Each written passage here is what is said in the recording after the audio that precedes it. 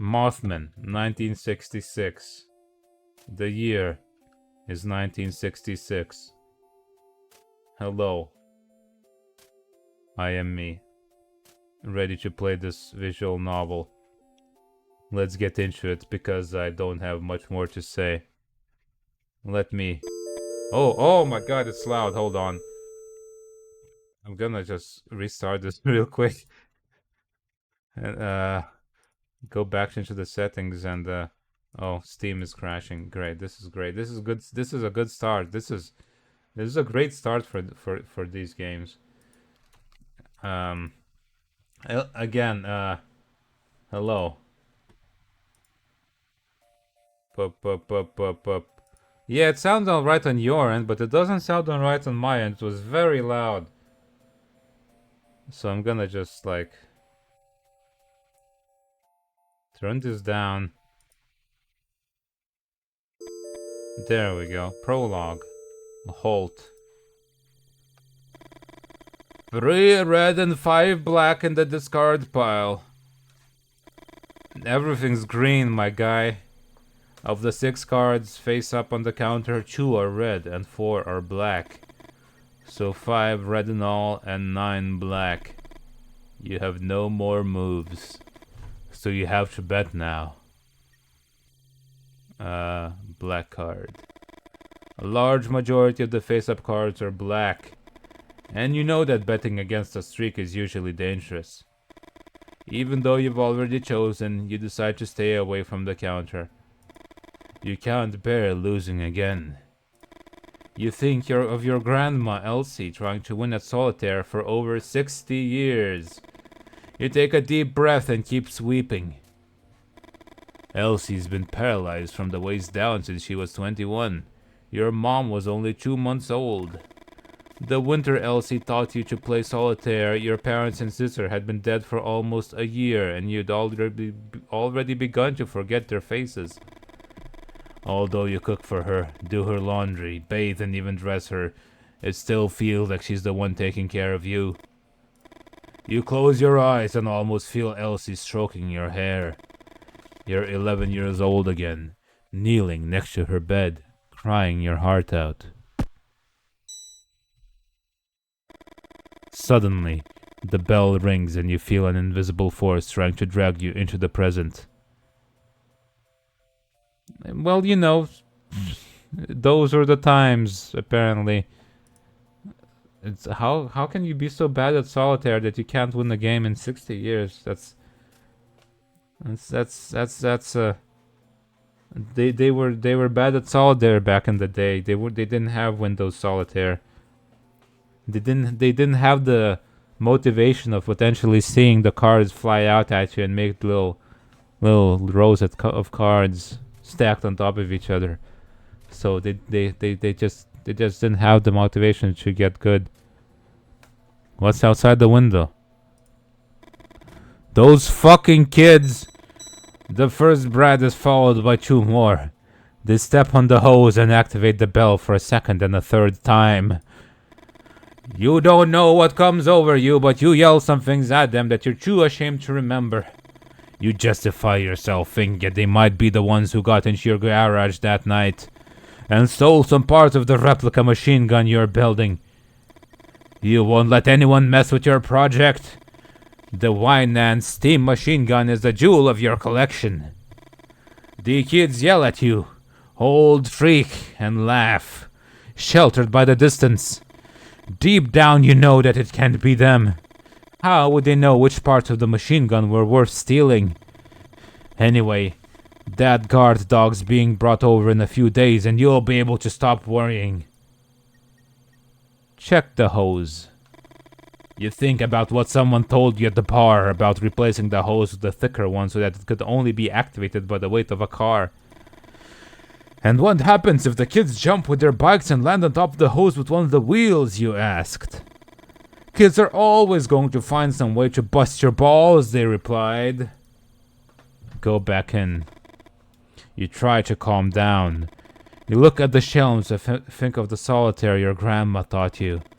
Your grandma always said that everyone has their place in the world. and let people keep dancing around without ever reaching it.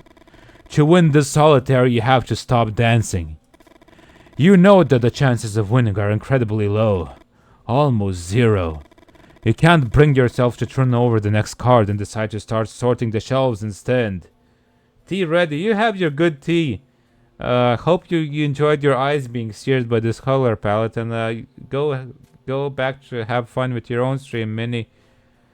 See you later. I will voice this grumpy old man for a while longer, because I think this game is very short. Doing simple jobs builds up your self-confidence and provides you some illusion of control. Grab something from the upper shelf. Bottle. Replace something from the lower shelf. The box. Place this in the upper shelf. Bottle. Replace from the lower shelf. Can. Place it in the middle shelf. Beautiful. Good. Good, the shelves are sorted. One type of product on each shelf.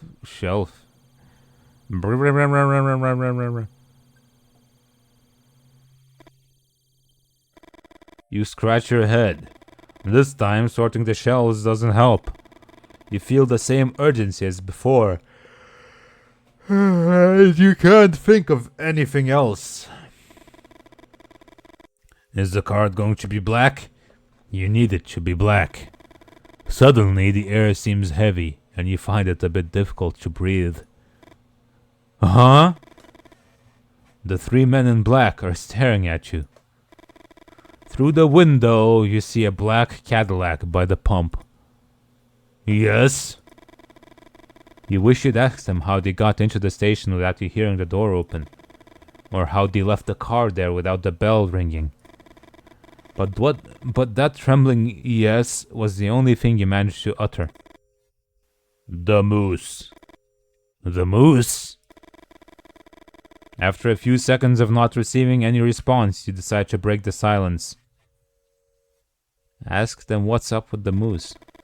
You brought a woman a whiskey. You don't know if that's the right move, but you try to relax and be more friendly. Do you know a more effective way to socialize?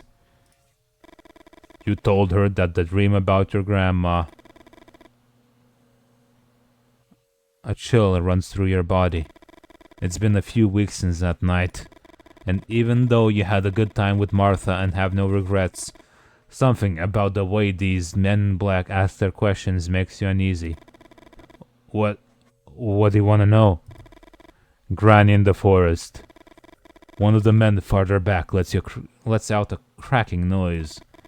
You look at him, believing he's laughing, but the man in black's expression doesn't change. Ask them why they want to know. No one answers. It's like they're waiting for another response. Tell them about your dream. My grandma has been bedridden for over 60 years, but in the dream I saw her running through the woods. Start from the beginning, and don't omit any details. You don't know if it's the way they look at you or because of a certain authority in their voice, but you tell them everything about the dream. 5 or 6 years ago, you woke up in the middle of the night, certain that something had happened to your grandma. You ran up to her room, and Elsie wasn't in bed. The window was wide open. You ran to it and saw someone walking through the trees. It was her, and she was holding a rifle of the kind your ancestor would have carried in the Civil War. You tried to call out to her. Your grandma started running and shot 2 or 3 times into the blackness of the forest. You were about to go down to find her when a winged figure with glowing red eyes appeared in front of the window and screamed. You stumbled backwards, and after hitting your head on the bedpost, you lost consciousness. You woke up in your bed and remembered the dream almost instantly. You went up the stairs 2 at a time and opened the door to her room.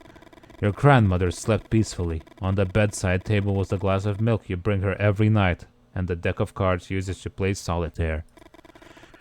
During the days that followed, you tried to convince yourself that it had all been a dream, even though you couldn't explain where the little stitches at the base of your skull had come from. After a few seconds, one of the men in black speaks again. The spots on her legs predate her birth, Holt. What is he talking about?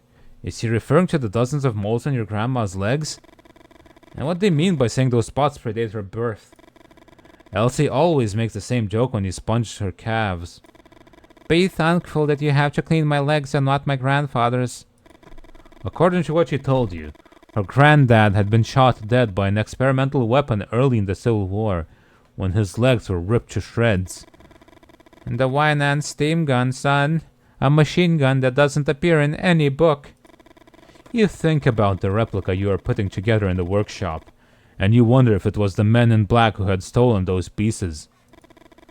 You're not telling anyone else about this visit, Holt. You start to complain when one of the men in black picks up a card from the counter.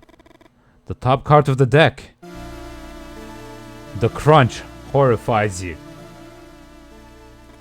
The teeth of the man in black seem to tear more than simply paper.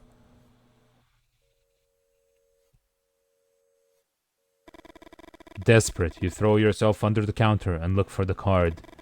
Your heart is pounding.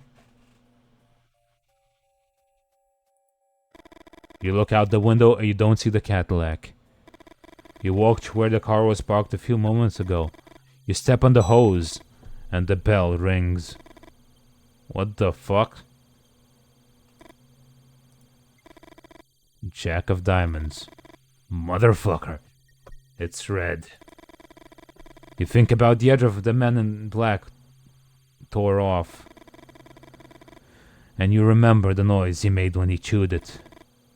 Was it a threat? A warning? You wonder if you should tell your grandma everything that happened or just keep your mouth shut. And keep playing solitaire with the marked card.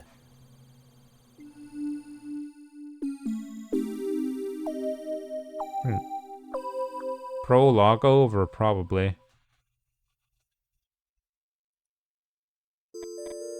Chapter 1. Lee. What's wrong? I told you, it's nothing. A damn pause again. There's something she's not saying. The Mustang purrs. You shake your head, feeling sad inside. The sound of an engine hides no secrets. Lee, you're right. You bite your lip and sigh. Why is everything so damn hard?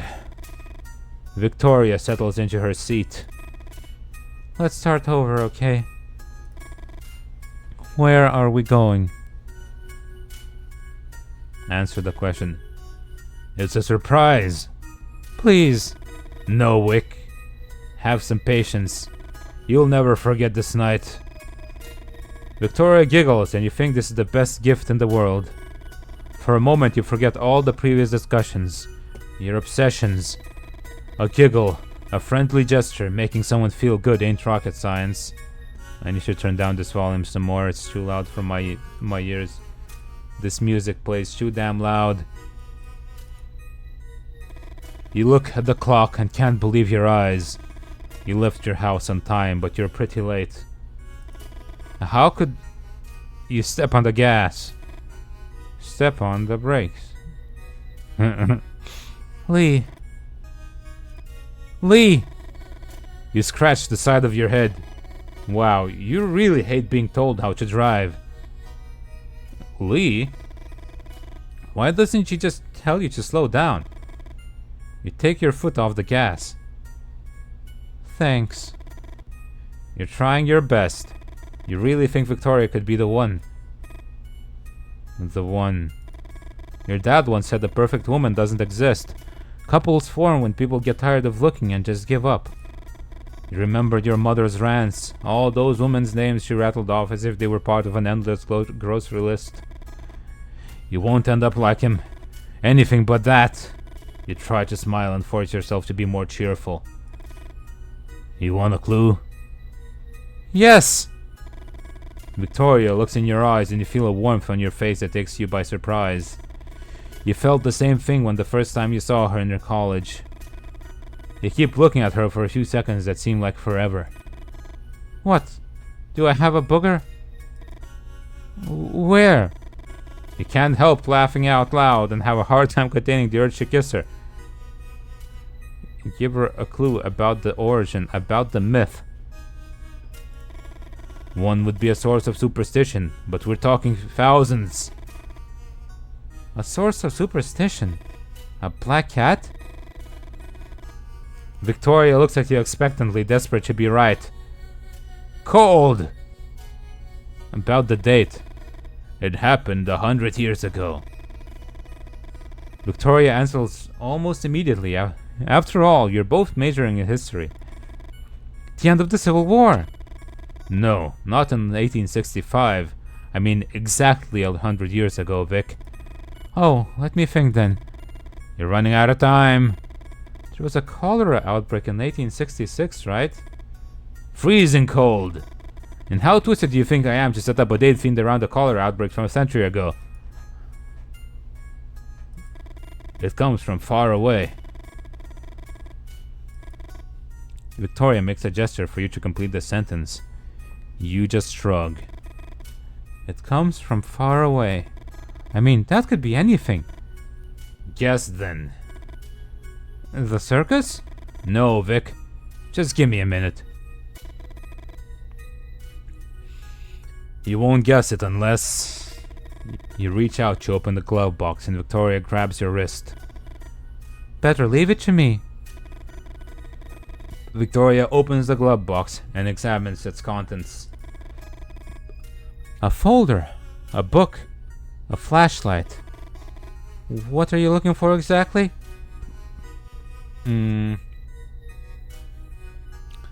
Tell her to look at the folder. Victoria opens the folder and examines the documents. Some papers, insurance details. Do you want me to read some of this? You shake your head. Look at the book. I just needed you to move the folder somewhere else. Victoria takes out the book and opens it. Let's see what you've been hiding. You think about saying something, but you instantly regret it and keep your mouth shut. Spare change, a lighter, a pack of cigarettes. Nothing to worry about, I reckon. Keep looking, please. A book. 1966 Shelby Mustang. The car handbook? No, not that. What else? I already got everything out. No, look, keep looking. You see there's something down there. 1 second. There's this too. Victoria stretches out her hand and you finally grab the map you wanted. It was folded against the bottom of your glove box.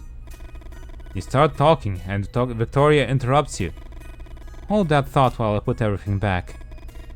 You put the map on the dashboard while Victoria puts away the folder, the box, the flashlight. Vic, you know I like it tidy in there. Huh, very funny. Vic flicks through the book she found. Red Badge of Courage. Haven't you read this book 1,000 times already? You know she's testing you. Vic knows exactly why you carry it everywhere. The novel that portrays the era you're obsessed with like no other. What the hell is this? Suddenly remember using the pencil sketch that Victoria drew of you in one of your classes as a bookmark. A sketch she begged you with tears in her eyes to destroy, and you swore you already had. Vic, I'm sorry. I swear. Watch out! You swerve to avoid a shape in the road. Victoria looks back. Lee? We almost ran that thing over. You put your hand on Vic's shoulder, trying to reassure her. Victoria points ahead. Just keep your eyes on the road, please. She's doing it again, telling you how to drive. At least this time she came right out with it instead of just saying Lee disapprovingly. You try to control yourself, but it's hard. It's not just this last thing, but the buildup of all the small gestures. You take the map and you throw it on her lap. Victoria raises her arms in disbelief.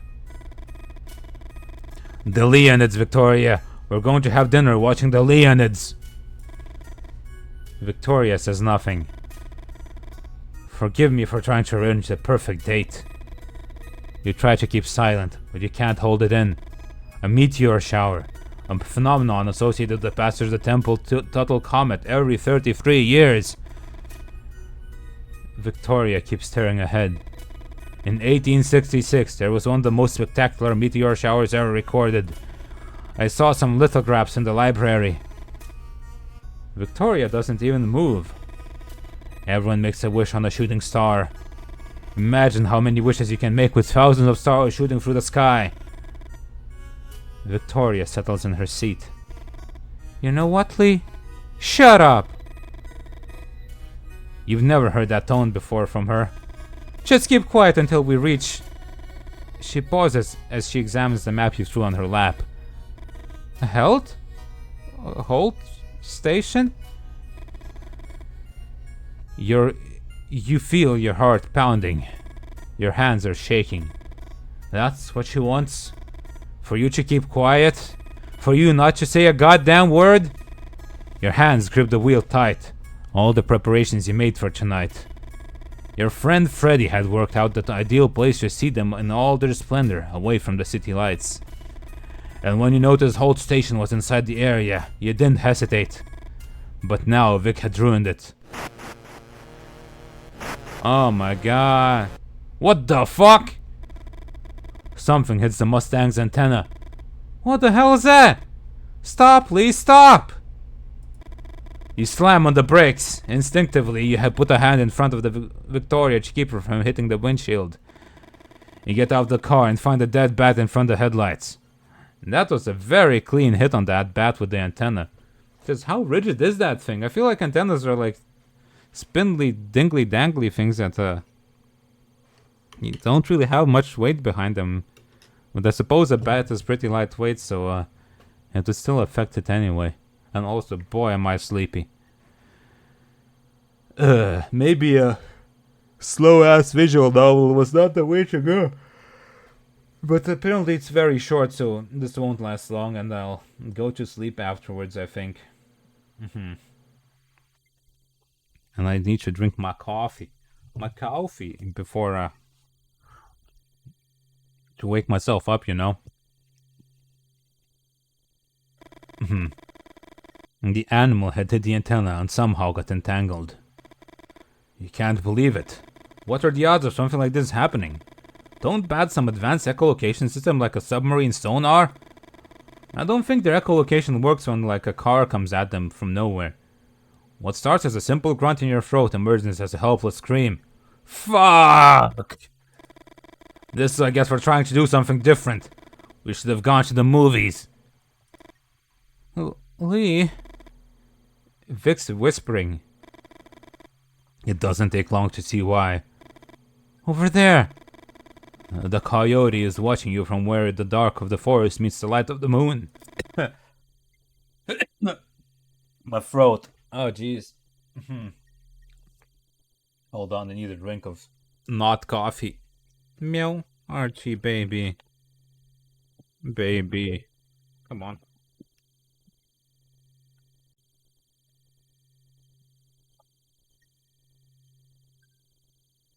Archie, you wanna snuggle? You wanna snuggle and make me even more sleepy? Is that what you want, Archie? Is that your desire? Oh, he's waiting for me to pick him up. Poor baby. Oh.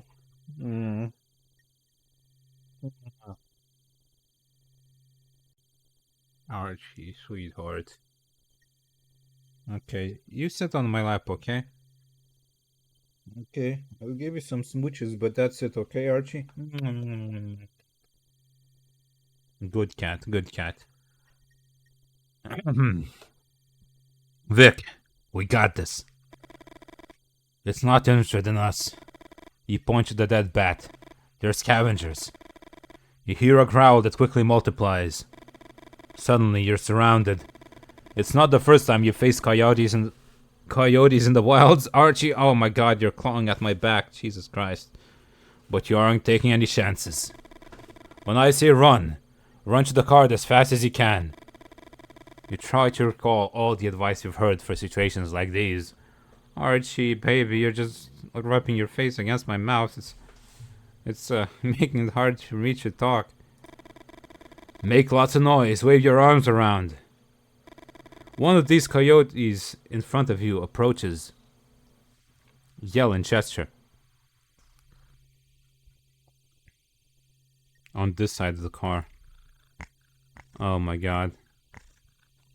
Is there like a save I can do?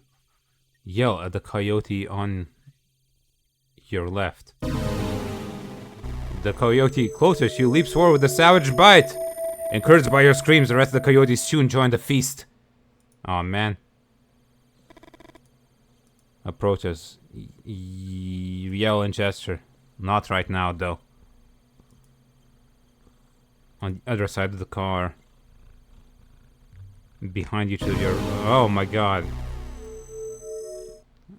We're gonna have to do this over and over until we survive. On this side of the car. In the center. On your... Run to the car.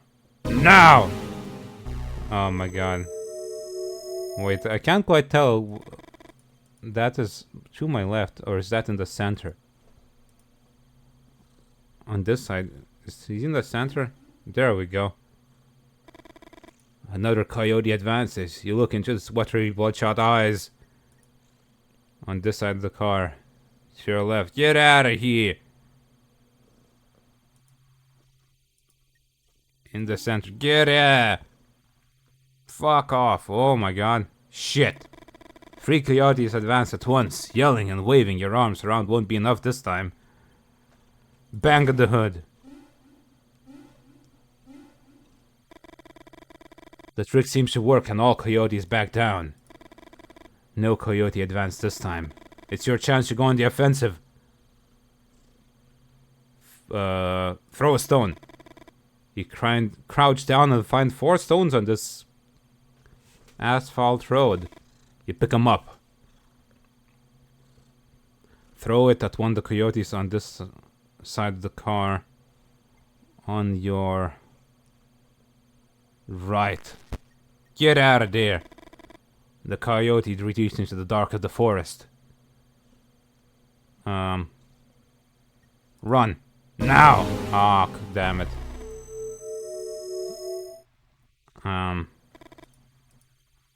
Yell. On your left. Ah, shit. I'm gonna have to do the entire thing, huh? Okay. Yeah, he's on this side of the car. To your left. On this side of the car. To your right. Yell. On this center. Oh no. Shit. Okay. Bang at the hood. Brown, brown, piss off, you stupid animals. All coyotes back down. Go on the offensive. Throw a stone. On this side of the car, on your left. The stone flies to the left of the coyote, making the one closer should also retreat. On this side of the car, to your right. Get out of here. The coyote retreats into the dark of the forest. Throw one at the coyote behind you. One less coyote to worry about. That's the last one. Get out of here. The coyote retreats and you feel more and more confident. Now! You get in the car, close the doors, and Victoria starts laughing. Although you know that reaction is more adrenaline than anything else, you start laughing too, and then kiss her. You start up the car, and the V8 roars into life. You resume the trip. After a few wordless minutes, you suddenly remember something. Holt, Vic. We're going to Holt's gas station. Victoria starts whistling. The doubts, the fears, everything seems a bit ridiculous now. You think about the plans you made for tonight and smile. You really like to hear her whistle.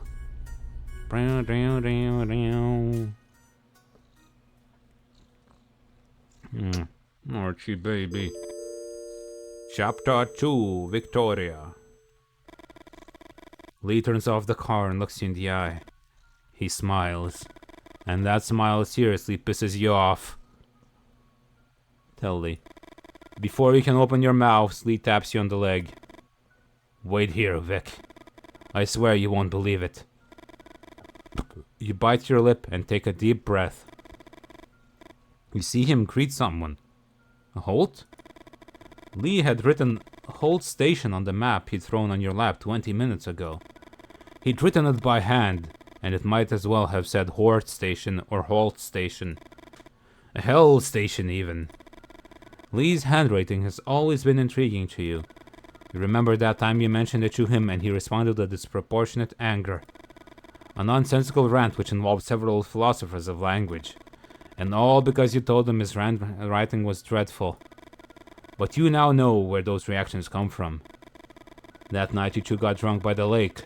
Lee told you that his father would have wanted him to be born ugly. After the initial surprise, you couldn't stifle a belly laugh, and Lee looked down. For a few minutes, he didn't want to tell you anything else. You finally convinced him to continue. I always got what I wanted just by smiling. Ugly people have to develop other muscles. Unfortunately, those other muscles are the ones that last. You couldn't believe those words that come out of the mouth of a flesh and blood human being. Maybe some poorly written character from a cheap romantic novel. But Lee's father? You picture Lee that night, throwing pebbles from the shore while telling you everything about his father's teachings. All that frustration. Was that the night you got pregnant? You'd both been drinking. Suddenly you find it difficult to breathe. The interior of the car feels like it's getting smaller and smaller. You need some air. Say hi. Holt, right? Holt seems startled. Hello? This is Victoria, my girlfriend. Be right back, Vic. You see them walk away with a box he took out of the trunk. Pizza? And from the effort Holt's putting in, it seems heavy. What's inside the box? You're not stupid. You know that Lee has some business on the side beyond his work as an intern at the university. You heard some rumors and you have your suspicions. However, you never did much digging. You prefer to keep it a mystery, something to make Lee a little more interesting. You light a cigarette. Would Lee be a good father? And the question you still haven't had the courage to ask. Would you be a good mother? The clicks repeat at regular intervals.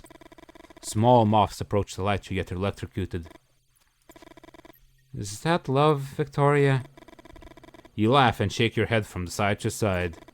You think of all the manuscripts you've torn up. You've tried poetry, drawing. History seemed like an obvious choice. You don't need any talent to be a historian.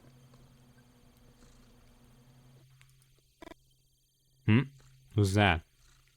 Hello? The man talks to himself while holding something in his hand. Have you seen any winged creatures flying over the area yet? For a moment you think he's asking some kind of tricky question and you remain silent. However, something about him tells you that he's genuinely asking. You look at the man bathed in the shine of the streetlight and the scene fascinates you. Surreal, some of your old friends would have said. The ones that organized poetry nights and read Latremont. Excuse me, you are... Oh yes, sorry. Hill. Lou Hill. Writer. Victoria Greenberry. History student. Winged creatures, Mr. Hill? Lou, please. Can I call you Victoria? You nod. I'm looking into about a dozen reports, Victoria. Archie, don't play with a microphone. You little baby, you. You little gremlin. Numerous witnesses claim to have seen human-sized winged creatures flying over the area. Victoria's all around. Hey, Regardmore. How you doing? Well, Victoria's a historian student, so she She seems to be destined, yeah, to be a writer of some sort. I mean, you get a history degree. That prepares you for doing good research for sources for your writing, right? How are you doing, Ricardmore? Hopefully less busy today. Angels? Lou smiles, but the smile doesn't last long in his face. Look there, at the top of the trees. It won't take you long to find one. You aim at the area Lou just told you. Everything's blurry, so you decide to adjust the binoculars. The focusing wheel. Move left.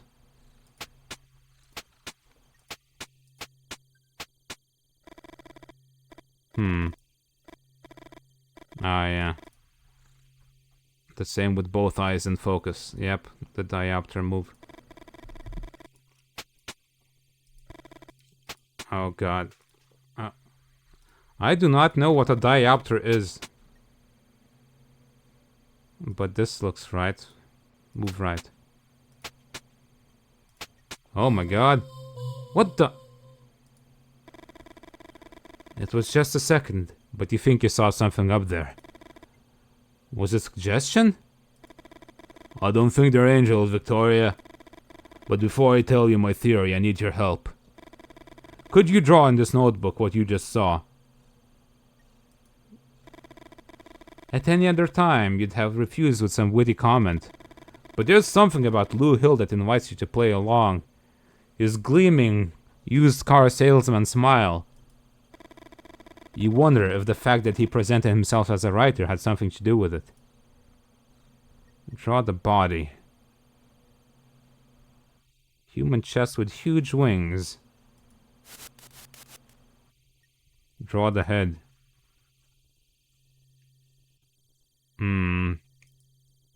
Legs.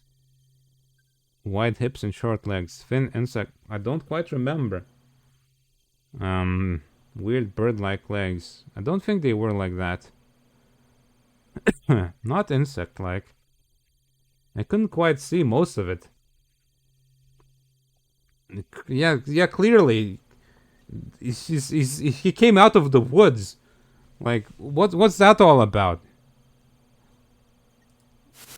Bird-like legs. Draw the head. Little, huge, alien-like head. No, not quite. Redraw the head. Nope. Small. Don't redraw. Let's see. Wide chest with short arms and wings. Nope. Let's... Low. Nope. This one will be. Yeah, sounds about right. What did the other legs look like? Boy, thick. Jesus. He's wearing parachute pants or something, just sitting in the trees.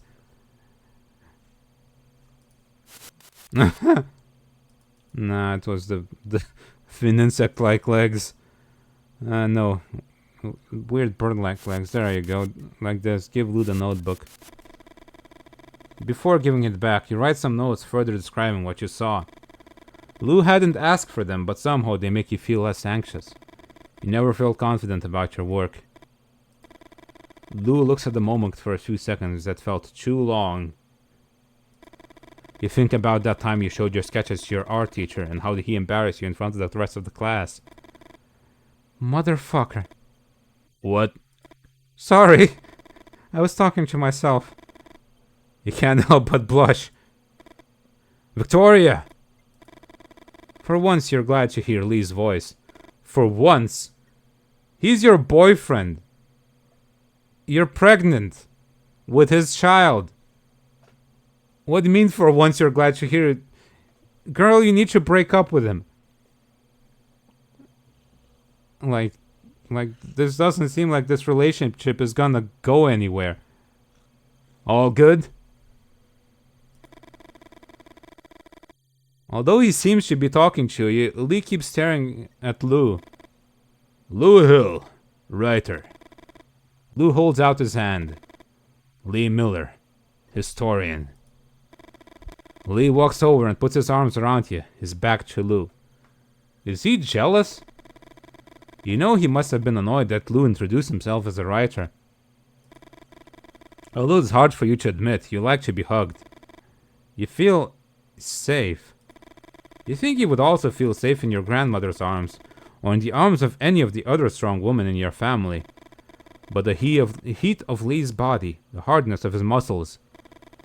Remember all those biologist arguments you hate so much, and you can't help but smile. It's like you're cheating when nobody's looking.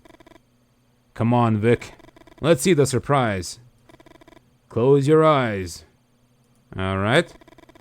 You close your eyes and let Lee guide you. Now open them.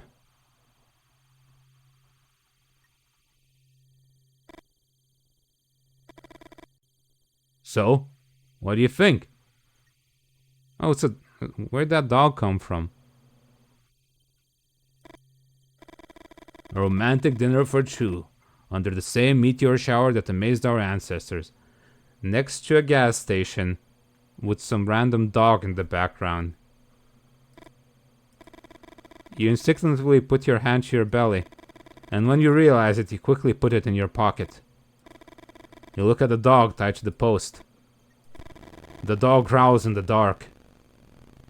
Very romantic.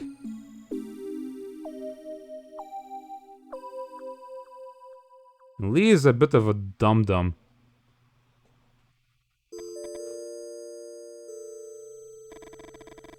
You've known Lou Hill for a few months now. The first time you talked to him was at the Moose. Lou was looking for information about some unusual lights in the sky. Nobody would talk to him. Before going to the restroom, you went over to his table and suggested he buys people a drink first. When you got back, Lou was already talking to Rick and Stella, their tongues sufficiently loosened. Lou raised his glass in your direction and smiled. Although it wasn't you who gave him the nickname, you still feel a little guilty. Since that night, most locals refer to him as Lou Refill Hill. That's a mouthful. Lou Refill Hill. What do you recall about the encounter with these men in black? You smile. What does he mean? It had only been a week. You think about how to answer. You know Lou. He loves asking questions. So you're going to tell him one thing and one thing only. No follow-up questions. One of them bit a card. Your grandma's legs.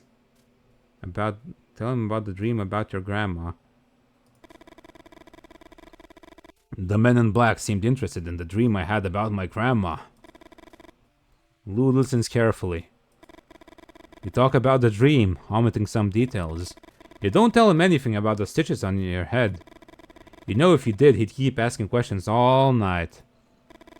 Lou remains pensive. Before he even opens his mouth, you try to change the subject. Red or black? What? The card. Red. You turn over the card. It's red. Good. It's the solitaire my grandma taught me. No one could ever win it. Lou suddenly seems interested. And how do you play it? Rules are simple, but winning? There's a reason why it's called the impossible solitaire. Let me show you.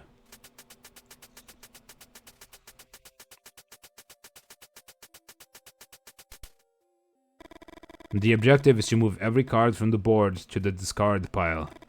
You can move any card whose rank is one higher or one lower than the topmost card in the discard pile. So let's say there's a 5 in the discard pile. You can either place a 4 or a 6 on top of it. And remember that if there's a K in the discard pile, you can place an ace. A king, yep. He's a bit weird, isn't he? Maybe he's just a weirdo. Just a guy that needs to know everything. We will find out. Ace comes after king, and the opposite is also true. So, 28 cards to move. Seems easy enough. We will see if he's actually weird or not. I like how this card here is a bit off, because at the start of the game, a bunch of men in black that are really creepy come into the gas station, and one takes a card and like bites a piece off of it for some reason. Turn over a card from the stock. Select a card. That's a queen. Okay, so if we lower than a queen is a this.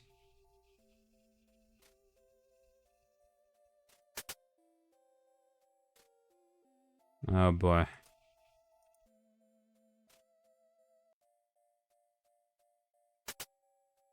Uh-huh.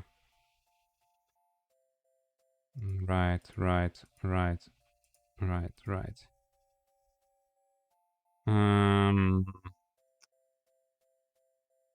Let's go get that. When you're stuck, you can turn over a card from the stock to the discard pile. But you turn it over, you need to make a bet first. Oh yeah, Lou is relatively normal.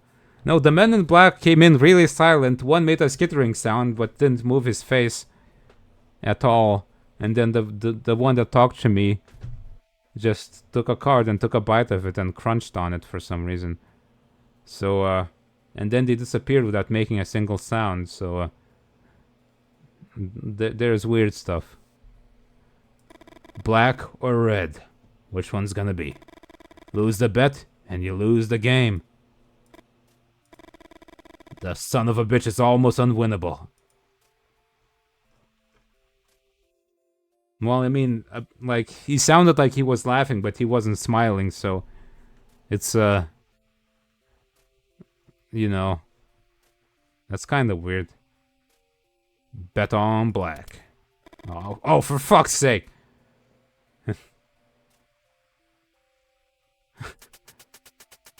Let's try again. Always bet on black.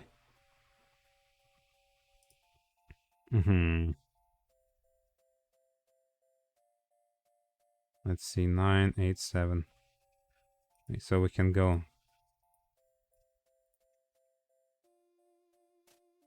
Cards to the discard pile. 8. 7. 6.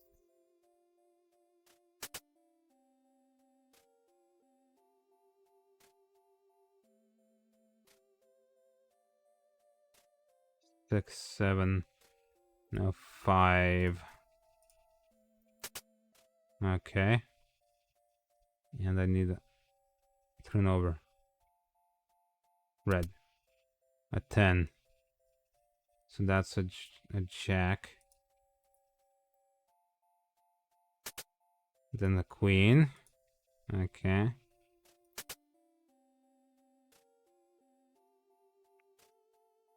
And then, back to the jack and the 10.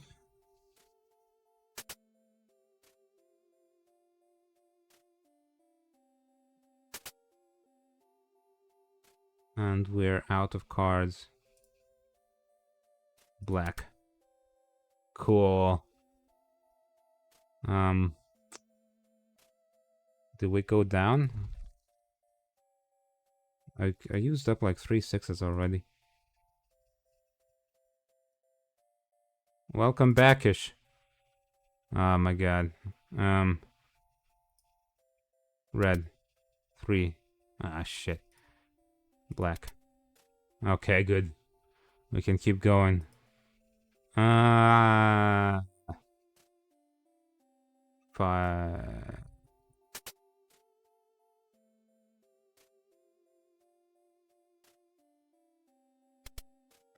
Oh, yeah, leave.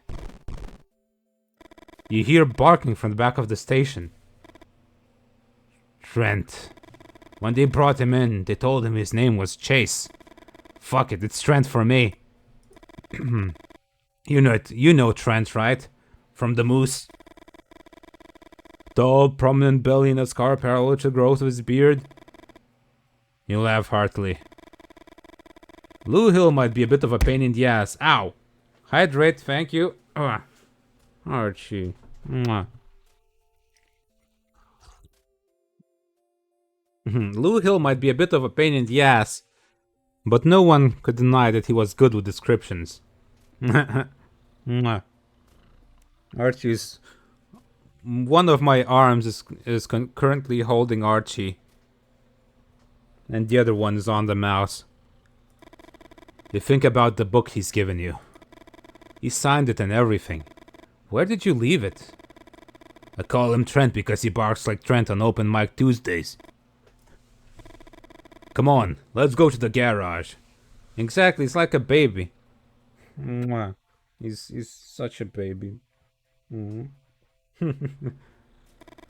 see the machine gun. Oh yeah, Holt is building a machine gun in his garage for some reason. Because his grandpa's legs got ripped apart by a machine gun in the Civil War. But it's like a machine gun that no one ever heard of. I don't know. And his grandma told him about it.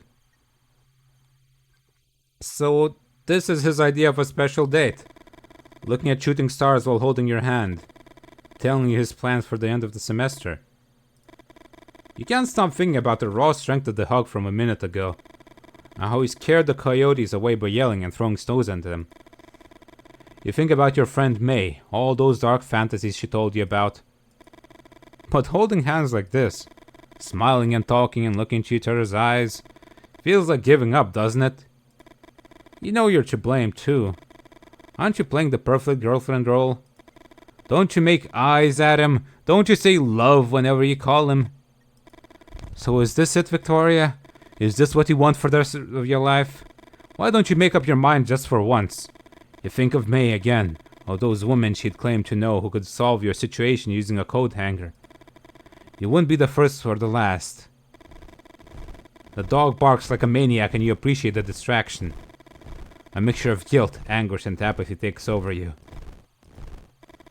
And now what? Why is he looking at you like that? Why doesn't he say anything? Has he asked you a question?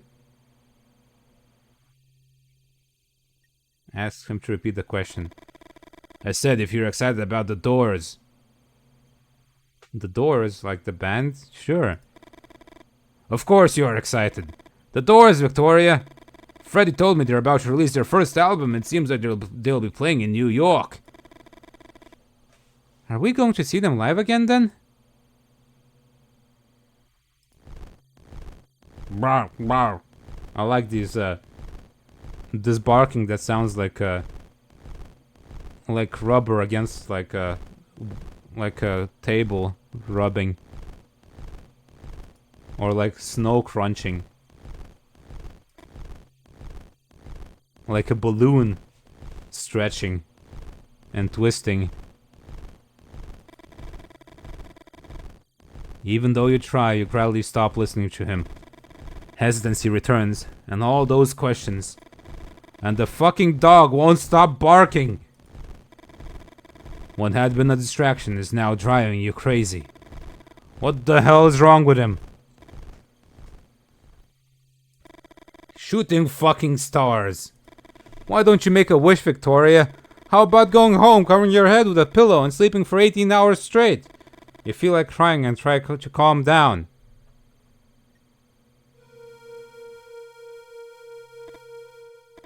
Those eyes. That creature you thought you saw in the treetops with loose binoculars. Had it been real? Not just your imagination?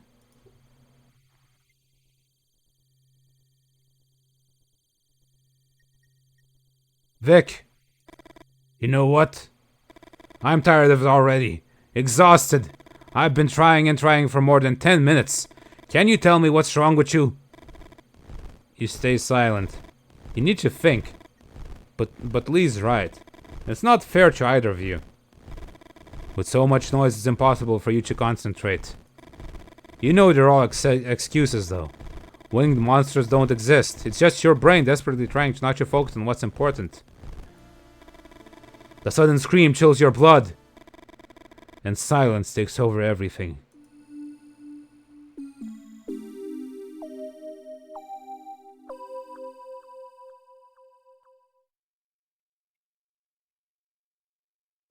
Halt. Have you met Lee? Tall guy with a blonde girl.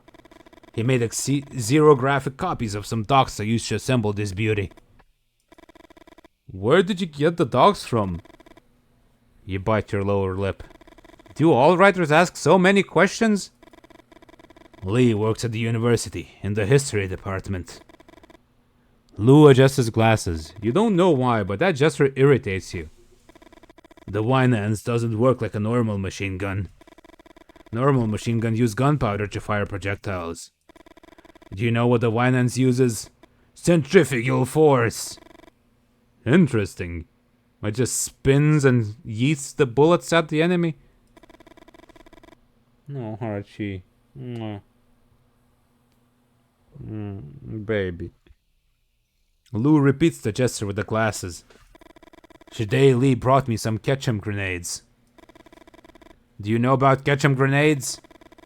Lou shakes his head and readjusts his glasses for the third time in less than 5 minutes. My guy, you need to adjust their fit or something. They're completely wrong. You take a deep breath. Tell him about ketchum grenades. He seems like he's very excited to tell Lou about the ketchum grenades.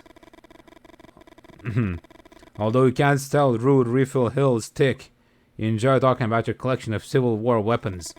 Ketchums are similar to footballs in shape. They have to land their nose to explode. They were highly inefficient. In Fort Hudson, for example, the Confederates used sheets to catch him without exploding, and then threw him back at Union soldiers. Lou's about to say something when you hear a scream that makes your blood run cold. You grab the shotgun without thinking twice. It's coming from the back. Come on! I don't have a good feeling about it. Something's not right.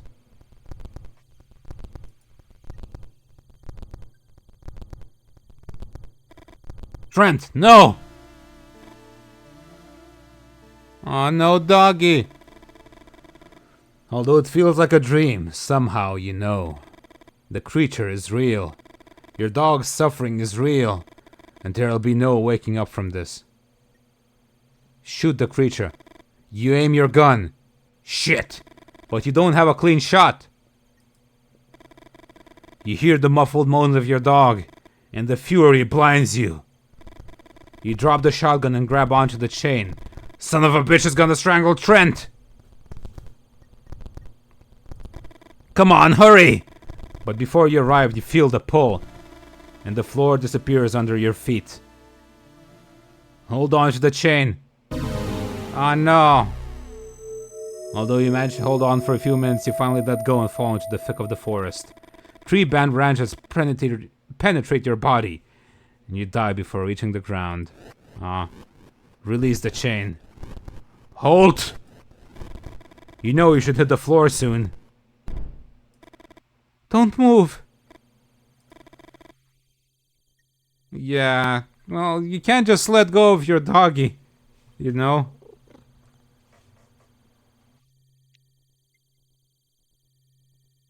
It's, how could you live with yourself if you just did nothing there? Listen to Vic Holt. Her sister's a nurse. Yep, and that makes Vic qualified. No bones seem to be broken. My dog. Victoria and Lee help you to your feet. Lou doesn't take his eyes off the winged creature for a single second. He let go! He just let go! What? 1 second. I know where your dog is, Holt. Wait a minute. Wait a minute. Got something in the car. Let's go. A gift from Freddy. Cool, right? You try to get up, but you feel dizzy and stumble. Victoria gives Lee a disapproving look and helps you keep your balance. Follow me! Thanks. You would have liked to smile at her. After all, Victoria just wants to help. But I can do it by myself. You get your rifle and walk with the rest into the blackness of the forest. Man, there's like coyotes in the woods. You should be careful in there. We should go in that direction. No. I think we should go that way. Lee. Now what? The place where Trent fell. I've calculated by projecting the point where the creature dropped it on his map. You've calculated? You've calculated, you say? Weren't you a writer? Lou, don't mind him. Do what you want. Constantly checking the map, Lou leads the group. We should be close. Lee seems like he's just angry that people aren't listening to him. There! Your heart is pounding. Please. Compress his chest. Use both hands, just like that. How curious. Did you know that the cardiopulmonary resuscitation procedure was discovered by Dr. Knickerbocker while he was trying to save a dog? Hey yo, Paulian, how you doing? As he speaks, Lou carefully examines the tops of the trees. It was at Johns Hopkins University. Victoria rests her hand on yours and moves her head from side to side. You stop pressing and a few tears roll down your cheek. The interesting thing is what happened to the dog afterwards. Shut it, Lou! Lou adjusts his glasses. You look at Victoria. You're too afraid your voice would break to say thank you. Oh no, a cycling accident. I hope you're okay. I am today very, very sleepy. I overslept starting my stream and started late, and now I'm just playing a short visual novel to just kinda wind down a little bit. Why didn't you shoot? Why didn't you try to blow the creature's brains out? Oh no. I hope there's like no serious injuries and just like scrapes and scratches and stuff. But, bleh.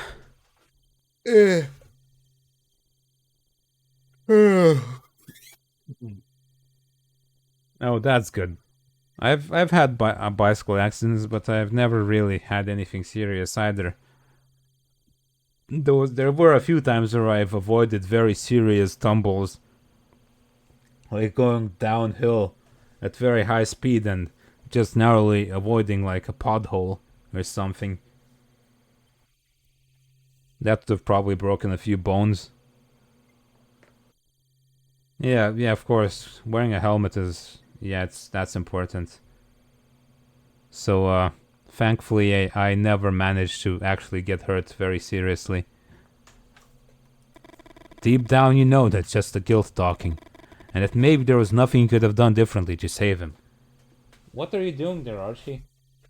Get out of there. Get out of there. Hold on, I need to get Archie from behind the computer before he pulls out a cable or something. Archie, chasing bugs, are you? Chasing bugs, you little gremlin? No. Go be friends with Mira instead. Lee! Have you seen Lee? You stand up and look around. Lee's gone.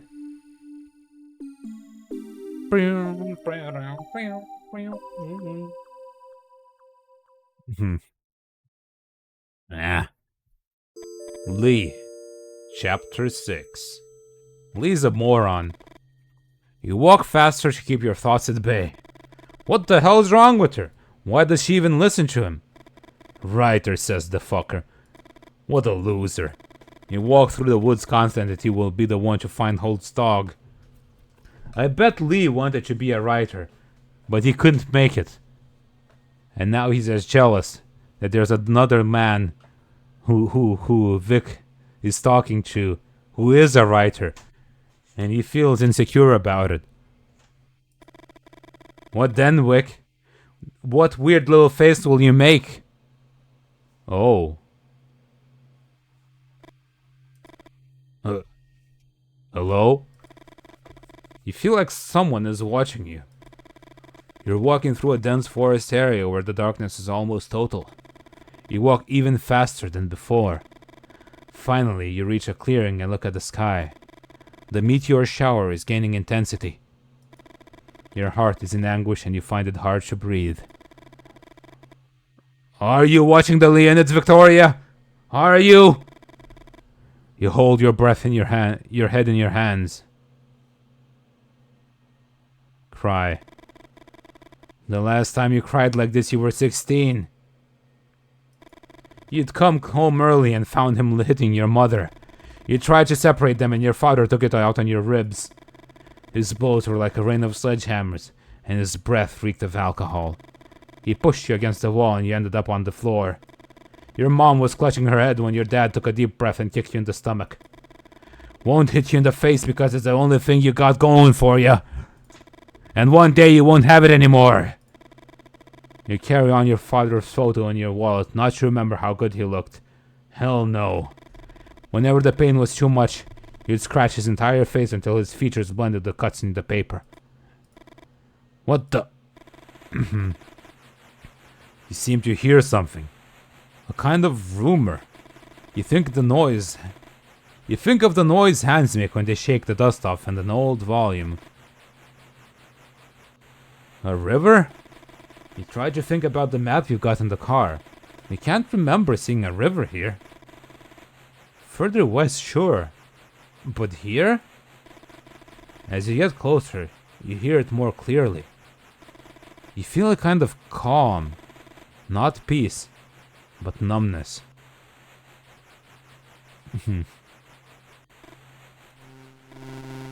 Suddenly, the whitest light you've ever seen floods the ground. Even when there's no river nearby, the sound is deafening. You feel the light pulse with painful intensity, as if millions and millions of red ants were sinking their little jaws into your skin. Pain turns into light. You want to scream, but you have no mouth, nor larynx or lungs. And the white that precedes everything consumes you. You don't know how long it takes. You feel the urgency of what's yet to be, and white makes you desperate. Huh?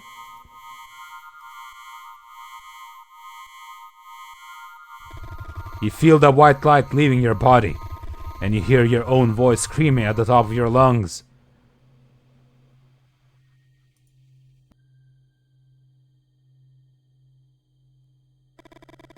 I'm not sure what that goat was all about, but that was a good goat. That's a nice goat. You drop to the floor and cover your head with both hands. You're filled with a sense of completeness that you cannot explain. We all need a little goat in our lives sometimes. That goat was a transcendental experience.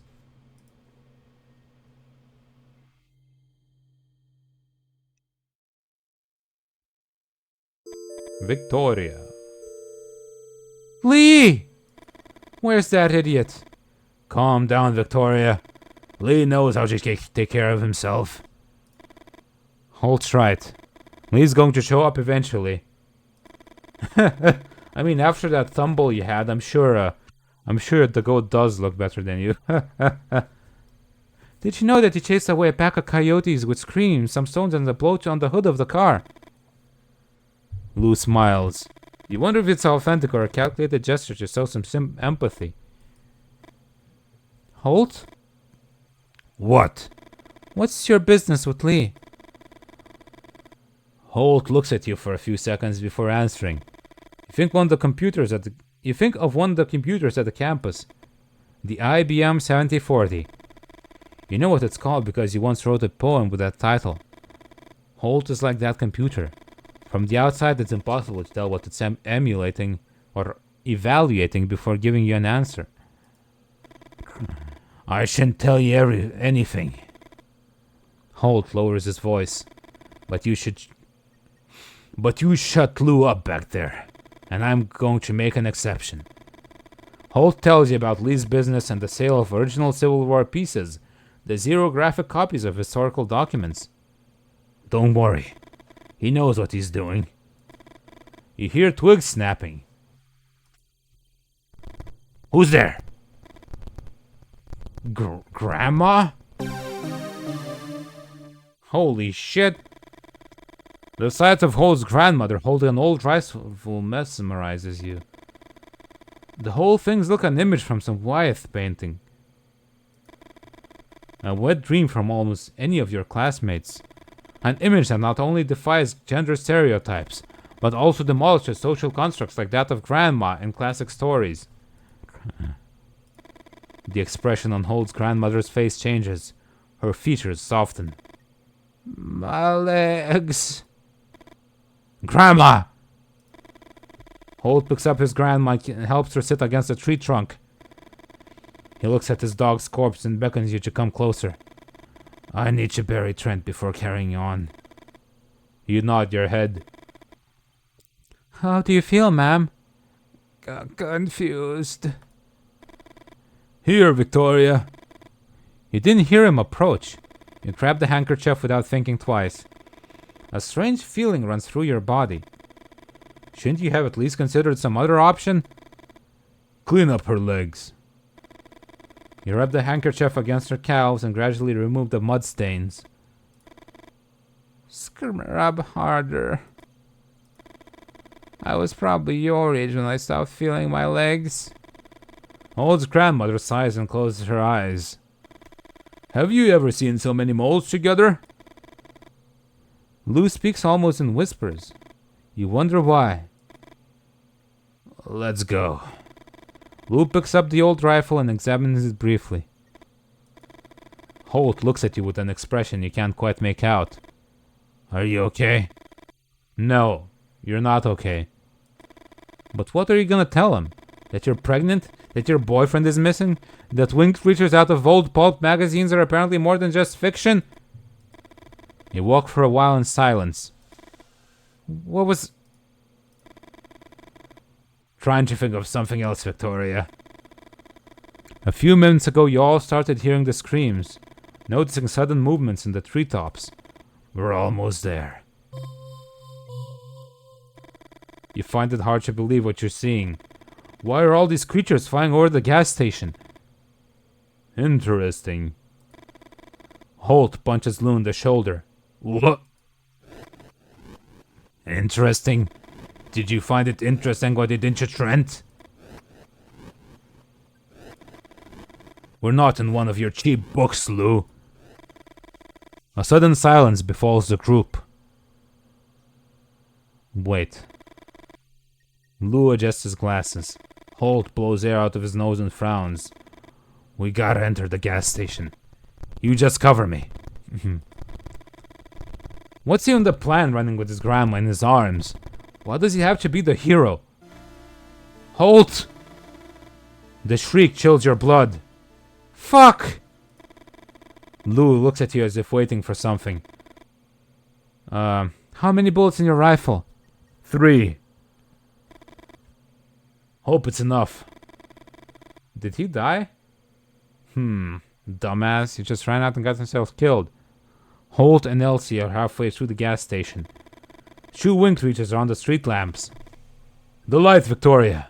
These creatures seek the light. Tell Lou to take aim. Let's see. Lamp.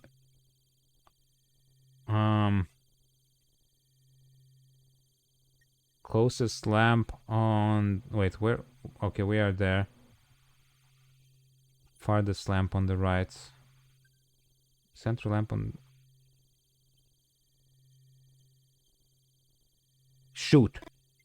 3, 2, 1.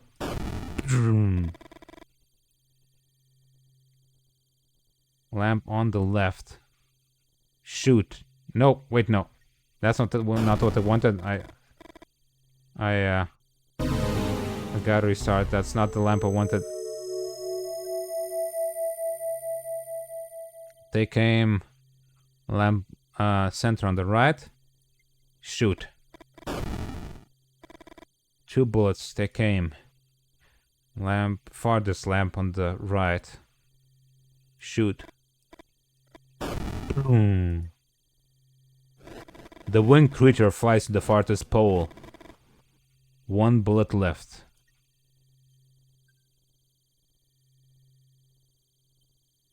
Lamp on the right. 2, 1. Boom. The winged creature flies to the farthest pole. The 2 creatures fight, take flight, and get lost in the night. Run, Chelsea, and Holt. All clear. Help me with Holt and Elsie, and let's get inside fast. Is someone going to make a wish?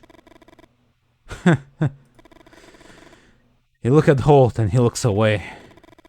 You wonder if he's pissed because you saved him. You still can't believe everything that happened tonight. You know that as soon as you stop to think, you touch your belly and fight back the tears. Lou looks at his watch. Lieutenant Dan Olerow again. The Leonids are reaching their point of highest intensity. Lieutenant Dan, you don't got no legs. The screeching is deafening. Angry at being saved, yeah. Freaking creatures. I mean, Forrest Gump is a good movie. I love it. I haven't seen it in ages. I should watch that again at some point. I think I saw one in the dream I told you about, Lou. Lou stares at Holt's grandmother. Are you sure it was a dream? The sound is quite something. Lou's about to add something but suddenly falls silent. You approach the window and rest your hand on the glass. You can't stop looking at their dance. Before meeting Lee, you had some experiences in college. Experiences by which you sought to open the doors of your perception. There's an Indian retelling where the national events... Wow. That sounds like something I should look up at some point. It sounds interesting. Lee doesn't know, and you don't know how he would react if he found out. Victoria sounds like she did lots of drugs when she was a bit younger. But the strange dance of these creatures in the sky beats anything experienced while tripping.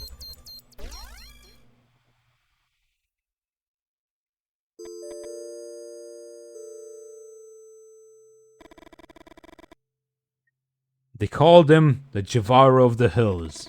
What he did lacked a ritual component. It had nothing to do with the taxidermy business, even less with mummification. Lal Singh Chada. Lal Singh Chada.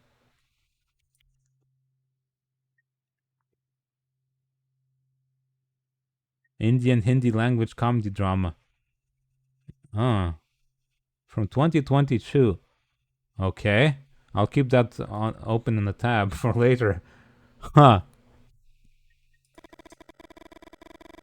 Interesting. I'm gonna have to watch Forrest Gump and that one back to back, I feel like, to really compare them. His shrunken animal heads were art, sold as collector pieces. One afternoon, Liam, his only nephew, stole a bear head. The head had been emptied of viscera and was floating in a solution his uncle used in the early stages of the miniaturization process. Liam lifted the head out of the bucket, wiped it dry, and put it on like a helmet. He stripped naked, left the house, and ran into the village. Liam entered the church in the middle of mass, screaming at the top of his lungs, waving his arms up and down as if he were clawing. One of the congregation members pulled out a gun and shot him. Remember the sheer terror you felt when you saw the bear man running towards the altar. This is worse. Whoa. Is this just a furry convention? Did they get lost somewhere in the woods?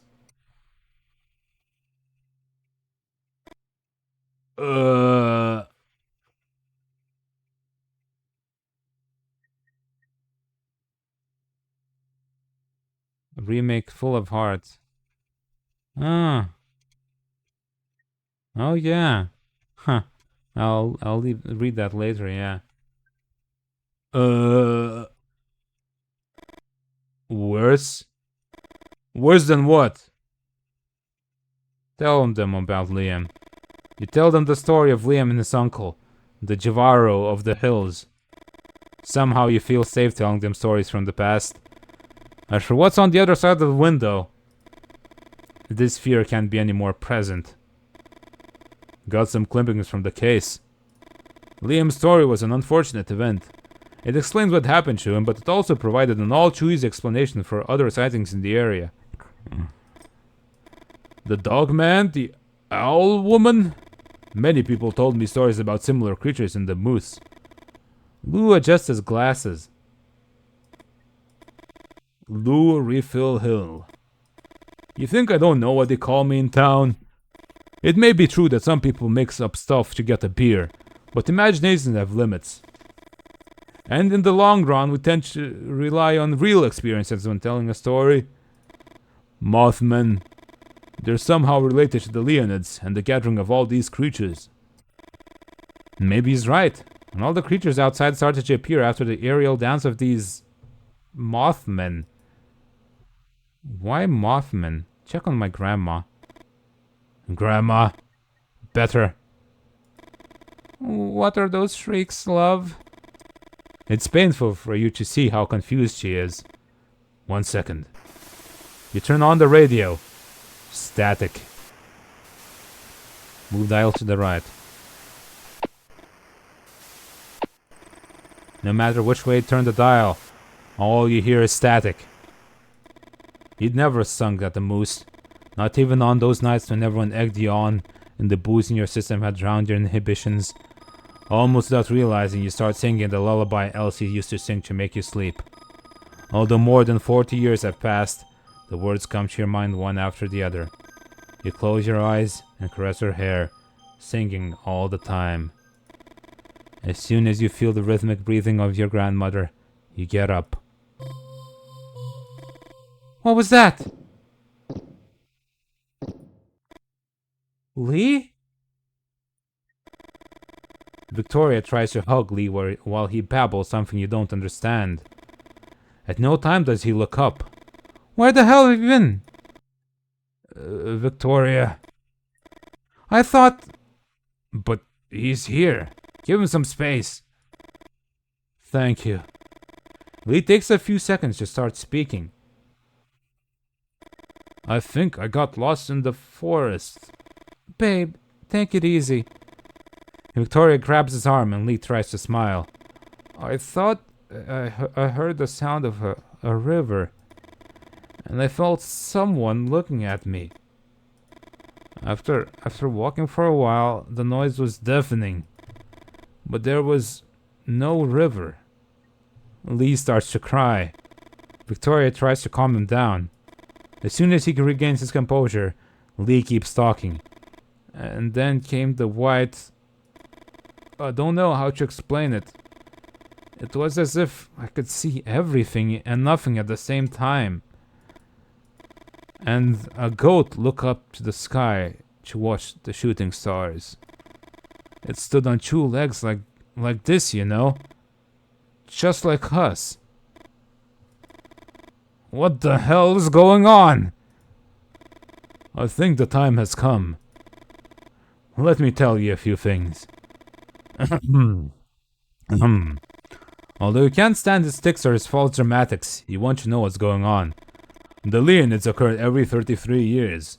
Some are intense, like those of 1833, or those in 1866. Others are weak, 1899 for example. And those are the ones we have records of. You notice that Victoria grabs Lee's hand. Lou walks over to the window and points to the sky. This year they're intense again. 1866, 1966? Why a 100-year difference and not 99? And that 1 year discrepancy bothers me too. And I think it has to do with the problems of our calendar and the periodic adjustments that we are forced to make. Tell me, have you ever seen a medieval manuscript? No one answers. Just as you're about to open your mouth, Lou continues. They are usually adorned with warrior rabbits standing on 2 legs. Ow! Soul, hello! How are you? What's up? Do you think these rabbits came from the imagination of medieval scribes alone? Those rabbits existed, and they were annihilated by man. Each meteor shower spawns new bipeds, and it was in one of these storms that mankind arose. What makes us different from all of them is that we survived by destroying any other biped that came along. These are some wild theories you're putting along, Lou. Are you doing drugs, Lou? Are you okay? Or by reducing them to the realm of gossip or fiction? Outside, the creatures begin to fight. Why? What motivates them? And what about Lou? Should you believe everything he says? After all, Lou is a writer. Your grandma's cough sounds like the noise of a tractor's engine refusing to start. Grandma? You have to kill them all! The voice with which she speaks seems to come from much further back than her throat. We had a secret weapon, and we would use it to finish off the upright beasts, but they decided to test it in the war. Elsie? What are you talking about? I wanted to make the wine ants from the battlefield, and they... Your grandma caresses her legs. I just want to finish the mission. Victoria and Lee look at each other. Lou walks up to you and tells you almost in a whisper. I bet the moles in your grandma's legs correspond exactly to her grandpa's wounds. Did you ever tell Lou about your grandma's legs? You're confused, and Lou seems to notice. It's not just free beers at the Moose Holt. People tell me things. Lou speaks softly, but his words resonate loudly in your head. The moles in your grandmother's legs. Her grandfather's legs riddled by bullets in the Civil War. Could it be that Elsie's grandfather was talking to you through your grandmother's body? The Winans? The Winans, a project that's obsessed you for a long time, and now you think you know why. You decide not to think too much about Elsie, her grandfather, the moles, the men in black. You're terrified that behind all your decisions, something more than your own free will was at work. Come on. The Winans! Quick! Let's get her out! No. It's still not working. What do you mean it's not working? It has some kind of safety mechanism, and I still haven't been able to assemble it successfully. Here, see? The L's! You look at Luke with curiosity. On the blueprints, there. Those L's are the rubric of the secret society founded in the middle of the last century. It's not so secret if you know about it, is it? Lou doesn't answer you. Why the L? Because the enemies take the L when you fire this weapon. Some say it's because of the way the knight moves on the chessboard. Others say it's because of Lou's carol. The other Val is in Wonderland. Exactly. Lou closes his eyes, holds out hand to the bridge of his nose, and clears his throat. Can this guy be any more affected? A stick I found that weighed 2 pounds. I sawed it up one day, in pieces 8 of equal weight. How much did each piece weigh? Everybody says 1/4 pound, which is wrong, because when you saw there's some bits lost. A riddle? At this moment? Victoria strokes her chin, and Lee nods his head slightly as if he's counting something. Do you think it's the time for a riddle, Lou? Lou raises his hands and moves aside. You take a deep breath. It shouldn't be that hard to find the right configuration. Examine the pieces. A piece from the first row. Oh my god, this is gonna be... Right. Like this.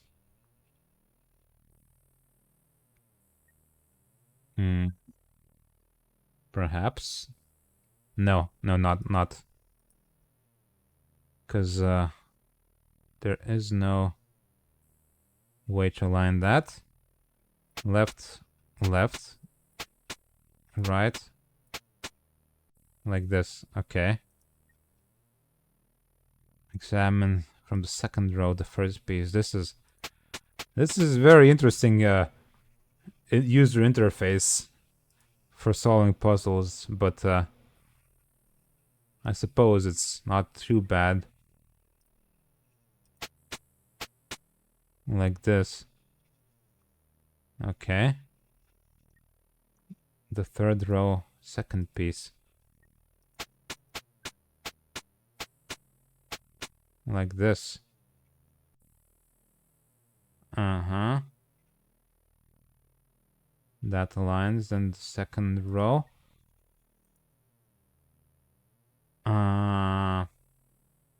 Third piece. There we go.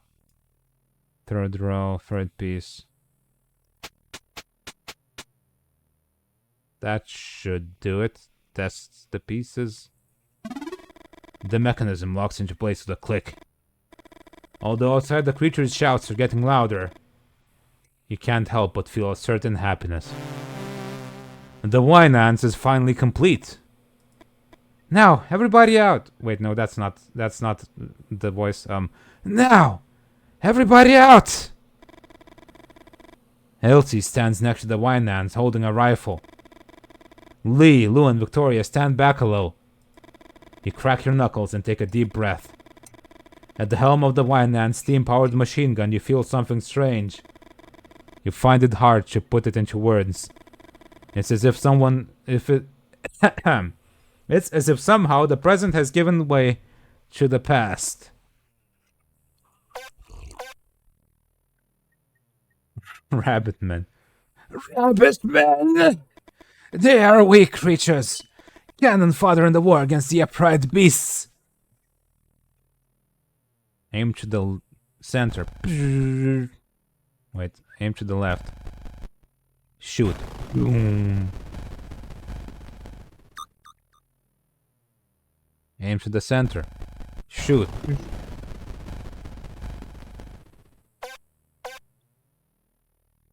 Aim to the right.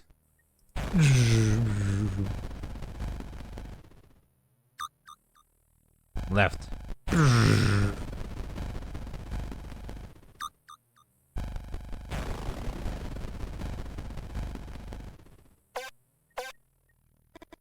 Beware of the dogmen.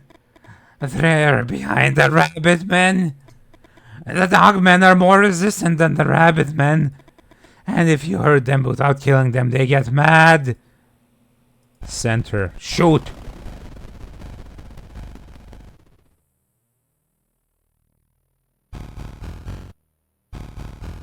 They move. Oh my god. Eat this bullet! I'm here to cover you, but don't get too confident. I can kill the one upright beast, and then I need to reload. Let's see. Hey! Where are you going?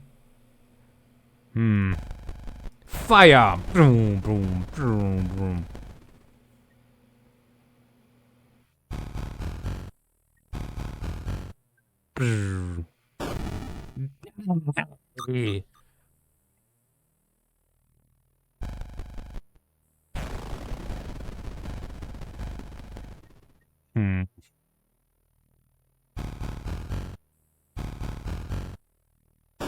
Hi! Oh no.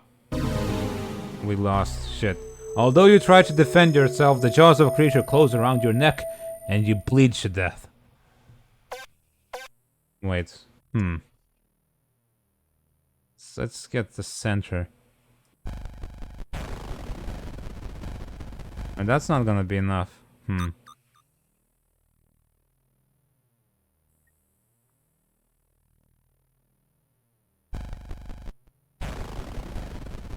Can I speed this up? That would be wonderful. That would be the best. Da, no. Hmm. Okay, so if I shoot that... Okay, no, I get it. I think.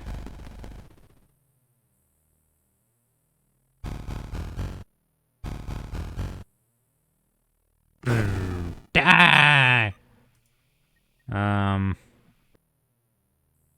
Center, that will leave... Okay. Can she just kill a guy outright? Oh yeah, she can. Okay. I thought she will deal 1 damage to these guys as well, so... I got confused a bit. The 2 men and the woman! Gone! Deserters! Hmm. Stay shooting the bipeds, cause Jesus. You take a deep breath and try to focus. And those creatures over there? Mothmen! If you manage to wound them without killing them, they go crazy and run like a stampede. You can take advantage of them to generate a chain effect.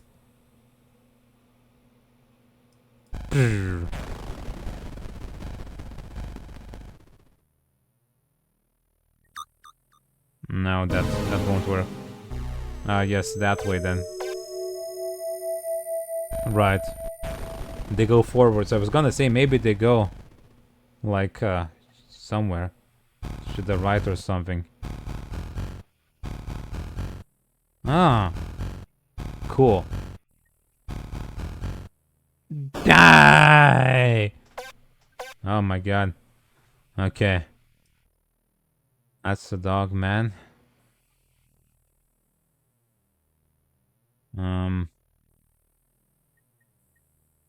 That will die, that will die, that will die. Left.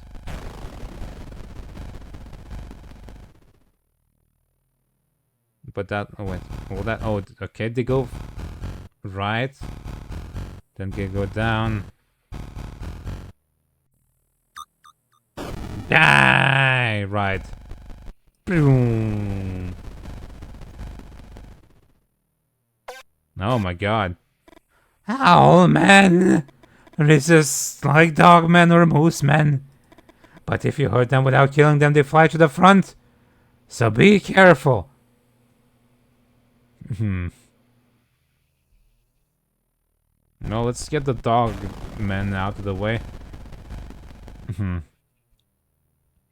And then the oh.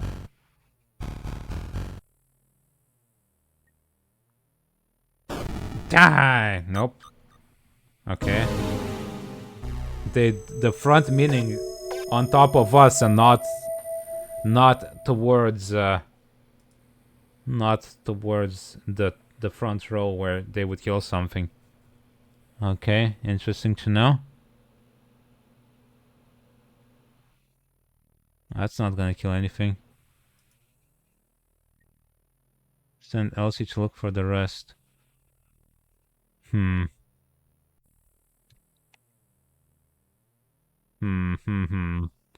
the right.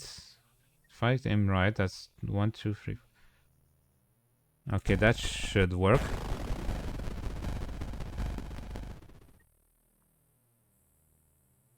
No.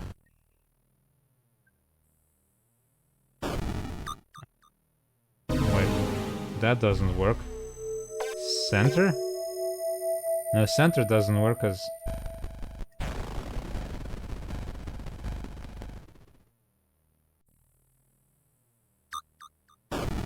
It doesn't... Okay, send her out.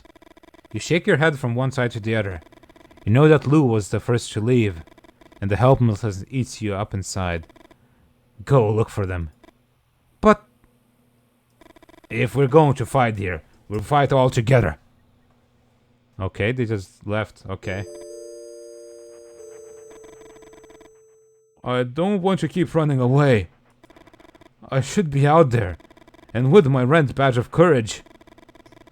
The Red Badge of Courage is the title of that Civil War novel you read and reread over and over again. It tells the story of a Union soldier who flees the battlefield.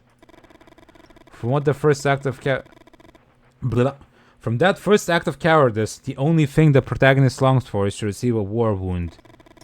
The definitive proof that he had become a man. Your Red Badge of Courage? You want a real Red Badge of Courage, Lee?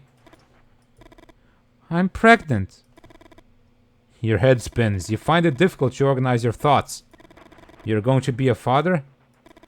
You think of your own father, of all your suffering. I don't know if... I'm a coward, Vic. Lee, did you know that Stephanie Crane wrote Red Badge of Courage without ever having set foot on a real battlefield?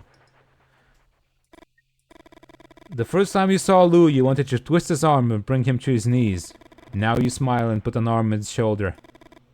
Thanks, Lou. Come out and fight! None of you move. Out, I said! My Red Badge of Courage. Lee, don't! Pull, push. Pull. You pull. Elsie rotates her shoulders and stumbles. The rifle points at the ceiling. Push. You push. Elsie loses her balance. The rifle points at her body. Pull. You pull. Elsie loosens her grip and you stumble. The rifle points at the ceiling. Elsie lunges at you with unbelievable force and makes the rifle point at you. Ah, shit. My god. Push. You push. Elsie rotate up. Okay. Okay, so... Pull. Push. Push. You push and you hear a shot. It wasn't Holt's grandmother, Lee. Your hands are shaking. You didn't fire the rifle. However, somehow you had been able to feel the different endings. You knew that in one of them Elsie would be shot, and yet you didn't stop. Ah! She's alive! They shot me! The resilience of the possessed. You don't know why you're surprised. After all, Holt's grandmother is possessed by her own grandfather. A soldier who fought in the Civil War and was mowed down by a machine gun. The same machine gun whose bursts you now hear outside the gas station. Tearing about creatures not mentioned in any biology textbooks. Oh my god, his face. Eat bullets, you son of bitches!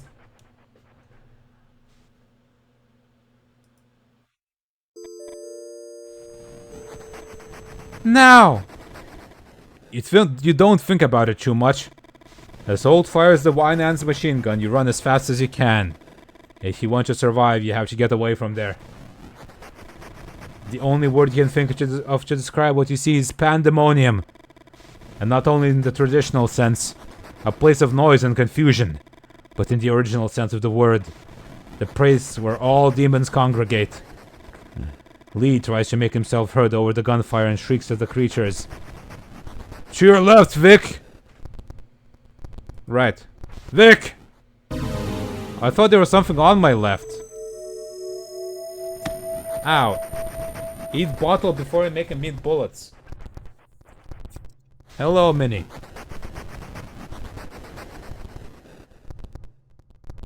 Hydrating.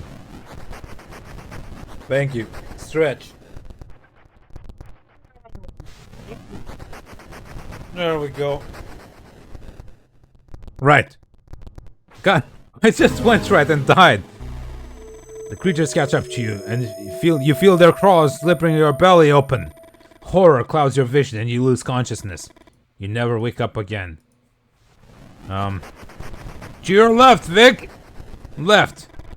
You feel jaws closing not far from your neck. You try to run faster. Get down! You dug down and feel the claws of a creature graze the back of your neck. You keep running. Right! A big man tries to grab your arm, but you manage to get away. You're almost there. You get in the car and slam the door shut. You hear a knock and you jump in your seat. Let's go, let's go! Lee speeds up, and the pandemonium is soon behind you. You think about Lee's previous car. What a clunker. And now you know how Lee managed to buy a car like this one. Holt told you. Poor Holt.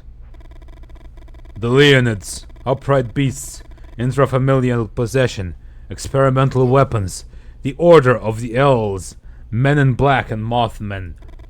There they are, the topics of my next book. You touch your belly. With all that you suffered tonight, Lou's comment seems a bit inappropriate. Just a little bit. You travel in silence for a few minutes. Are you alright, Lee?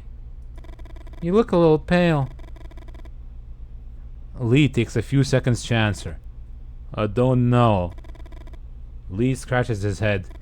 I can see things before they happen, Vic. Lou leans forward. It's not that I see the future. I don't know how to explain it. It's like I can see several presents just before they happen. Come on, babe. Victoria. What you're saying, Lee? Have you felt it since the episode you told us with the white light? Lee's hands are tightly clasped on the steering wheel. It's not like I can control it. The first time I felt it was inside the struggle... was in the struggle with Elsie.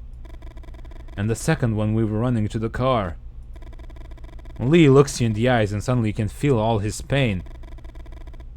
In some of the presents, the creatures... Vic... Lee's voice breaks. The creatures... And he begins to cry.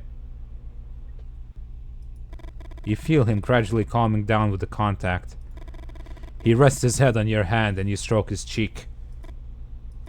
After a few minutes, you remove your hand and settle back in your seat. You look for Lou in the rear view mirror and see him jotting down something in his notebook. Lou seems to always be writing in one way or another. You envy his tenacity, and you wonder if maybe that's what it takes to be a writer.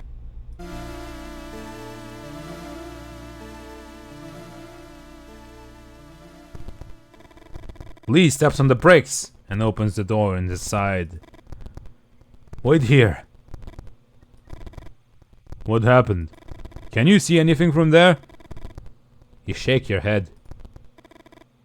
Here he comes.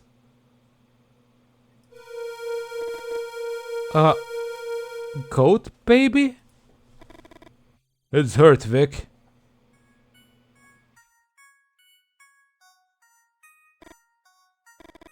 Although neither of you say anything, you think you know what you have to do. Yeet the baby. Lee kisses you on the mouth and starts the car. In the back seat, Lou clears his throat. I don't want to be anticlimactic, but the demonization of the god Pan, Satan as a male goat. You do know that there are records throughout history of bloody wars against goatmen, don't you? The end. Well, that was a weird, interesting game.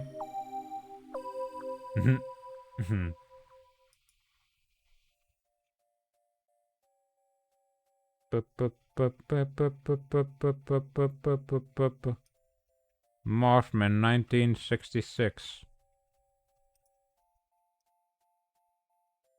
Is there like some after credits or something? Well, that didn't make me any less sleepy, I don't think, but that was interesting. I paid like $2 for it, so I got my $2 worth of this. Burp. There's the time skip. There you go. And after credits, as expected, because it wouldn't let me quit to the main menu, so it makes sense.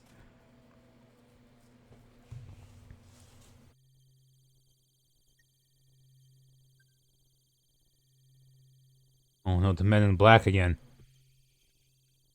Where'd the goat go, I wonder?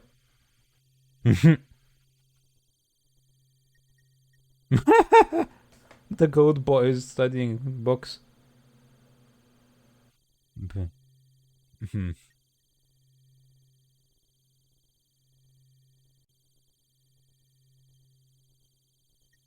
Watch the credits until the end. And got an achievement for that.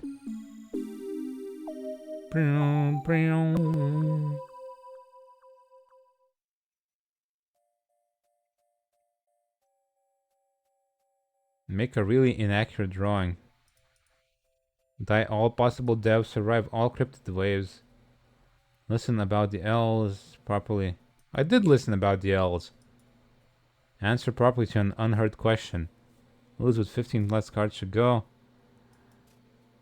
Okay, so there's some achievements that I didn't get, but I'm not gonna do it.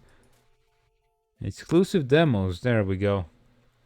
Well, that was Mothmen 1966, which is, yeah, that's not a too bad game to stream when sleepy, I guess.